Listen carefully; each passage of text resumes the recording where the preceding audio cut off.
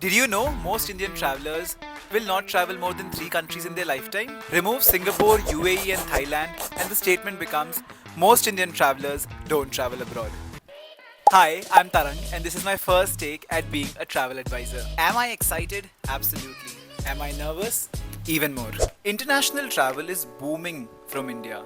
Let me share 3 data points from the Ministry of Tourism's report with you. First, 3 crore Indians took international trips last year. You know, that is more than the number of people who paid income tax. It tells us that international trips are not just for the rich anymore. More and more people are coming in this gamut. Second, you must be thinking that most of these 3 crore people are people who go out for work, education, or pilgrimage. Well, you're right, but not to the extent you think you are.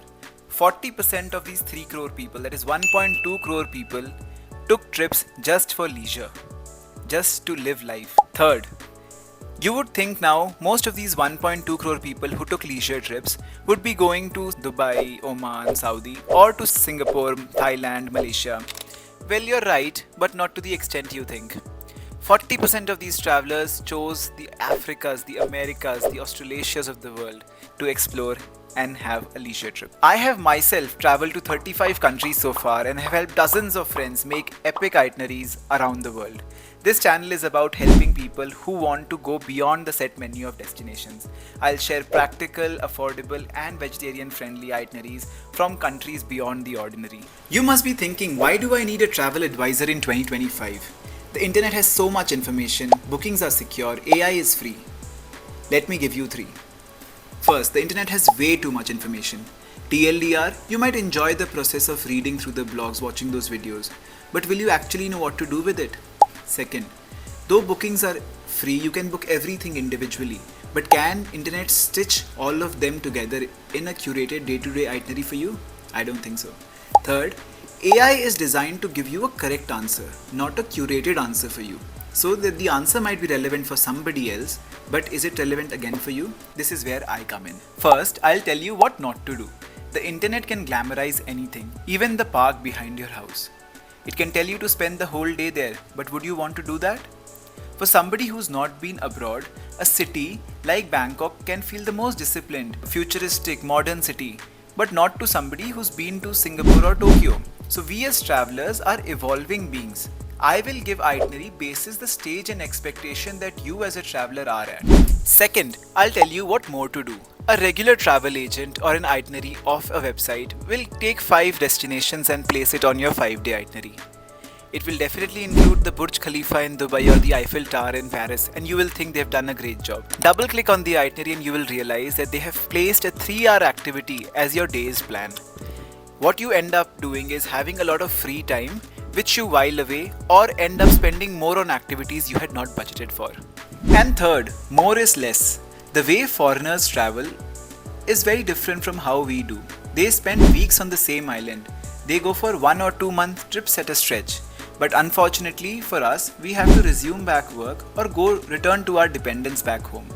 Neither do we earn in dollars, nor do we have visa-free travel. So I advise people on how we travel, on how to budget each day and have the right expectations from your trip. As a traveler, I like packed itineraries, lots of activities and experiences. I'm not somebody who would like to spend the whole day in a fancy resort. I'm a vegetarian by choice, and yes, that's a compromise I've made because I miss out on all the famous delicacies that the world has to offer. At the same time, I enjoy occasional drinking. I definitely try out the famous beverages of a region, be it wines in Europe, or sake in Japan, or raki in Turkey, and so on. I neither pay for luxury nor like to share a room in a dormitory. There is no upper limit on how much you can spend on stay. It's nice to stay in a luxurious hotel. It's an experience in itself, but there's no point if you're going to spend most of your day outside. However, there are things as a travel advisor I'm aware I lack in. First, I've only traveled to 35 countries so far. The UN recognizes 193. Second, I'm a vegetarian and I can't recommend all the non-vegetarian delicacies around the world. And third, I am not so much into art and galleries, so that there could be a bias about these in my trips. On the bright side of things, my obsession for travel has made me learn every country and capital, who borders whom, what's the economic situation, what was the history, ties with India, where are the international airports, what to do, what not to do, language, currency, political situation, and whatnot. Coming to the last section of this video as to why I call my channel the 100 Countries Club. It's simply because not all countries are worth visiting. Let me give you 3 reasons. First, a country is a mere political entity. Tomorrow new countries can emerge. Now the fact that Kuwait, Qatar and Bahrain all are deserts in the Persian Gulf, small countries, do you think all 3 will give you very varied experiences? If you have to do a trade-off, do you think these are the countries that you should visit instead of others? I don't think so. Second, a lot of countries in the world are either unstable or unsafe. When you go as travelers, safety becomes a priority for each and every one of us. There are countries which also have rules against the LGBTQ community or women in general, so they might not be yet safe to travel for you.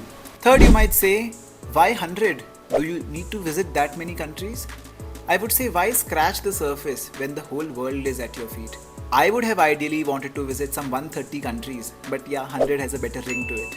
So if you want to have trips that make you fall in love with travel, if you want to visit 100 countries in your lifetime, do subscribe to my channel and I promise that I won't disappoint you.